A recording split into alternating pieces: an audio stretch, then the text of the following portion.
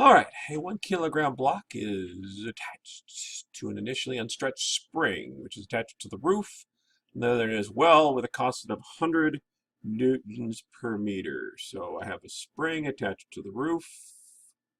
I got a mass on it till it reaches equilibrium. So it stretches till it reaches equilibrium. So we let it go down to where it reaches equilibrium. And then the mass spring system is then pulled down 0.10 meters. I notice I converted the 10 centimeters because I don't like that. I want to know the amplitude, period, frequency, speed, the rest position, speed at maximum displacement, acceleration at the equilibrium position, and acceleration at maximum displacement. Ooh, that's a lot of things to think of.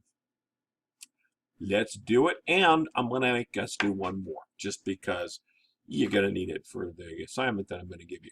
All right, so let's start off. What is the amplitude? Amplitude is how much it's going back and forth. Well, if I pull it down 0.1 meters, so it's sitting down here, it's going to go up to the equilibrium position, but it's still going to have speed, right? It's going to still go up. How far is it going to go? It's a simple harmonic oscillator. It's going to go up 0.1 meters. And it's going to go all the way back down to here. So what's my amplitude? It's going to be 0.10 meters. Yes. What's my period? My period I have a formula for. 2 pi square root of m over k. So that would be 2 pi square root of, what's my mass? 1 over k, which is 100.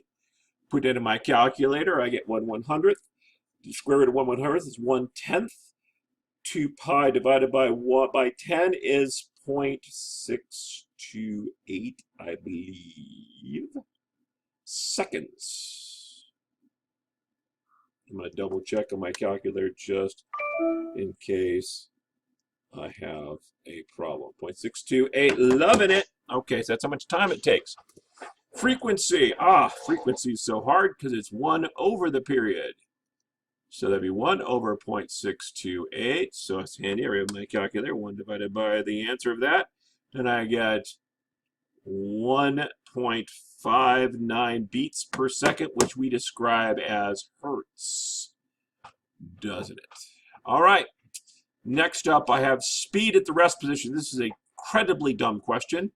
Rest position is when it's stopped, right? So when it's pulled all the way down, how fast is it going at the very bottom spot? When it gets back down there, right before it, when it stops, it starts to go back up. Well, if it stops and it's going back up, what's its speed at the stopped position? 0 meters per second. Now, what I should have asked is what's my speed at the equilibrium position, and we will ask it at the very end, just because it's going to be a little bit confusing. So when it gets back to here, at its equilibrium position, what's its speed? And I'm going to ask that question at the very end because it's not one of the ones listed there, but we should answer that question, shouldn't we? Speed at maximum displacement. Well, it's maximally displaced either here or up here. Either way, that's a place where it's turning around, right? So that would be its speed at its maximum displacement would be when it's at the very ends of its motion, which would also be 0 meters per second. Right? At the very end points, it would have to stop before it turns back around. So it would be maximally displaced at the point where it gets the farthest from the equilibrium position, which is when it's turning around and has a speed of 0. All right. Next, I want to find acceleration. Now, here's where we're stuck using our force equation. So force. So F equals ma, which is also equal to, in this case, kx. I want to know at the equilibrium position. So equilibrium is when it has it stretched, not at all, right? Although it's stretched initially, the net force at this point is 0, right? That's the definition of equilibrium position. So therefore, my net force would be 0, because I'm stretched 0 from its equilibrium position. I can put a k here if you'd like. ma, so my acceleration would be 0 meters per second squared. And that makes some sense. When it's pulled down, it starts to go up. It wants to accelerate upwards. When it's up, it's pulled down. At the very middle point, it's not going to go either way. Fair enough. Then next it says, with acceleration at maximum displacement, finally some math to do. F equals ma. Kx is its end position. So therefore, m is its mass. Its mass is 1. Acceleration, I don't know. K is 100, and we displaced it at the maximum acceleration. And maximum displacement, it'd be displaced 0.1 from its equilibrium position, right? So then I get the acceleration with a little bit of math is 10 meters per second squared. So when it's at the very bottom and at the very top, it would be accelerating at 10 meters per second squared. It would be stopped, but accelerating. We're back to the old sitting in the chair argument.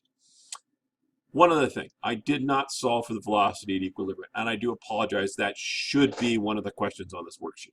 Okay, so what's the velocity at equilibrium? Okay, well, the velocity equilibrium would be the velocities is traveling through the middle. That has to be solved using energy. Energy before equals energy after.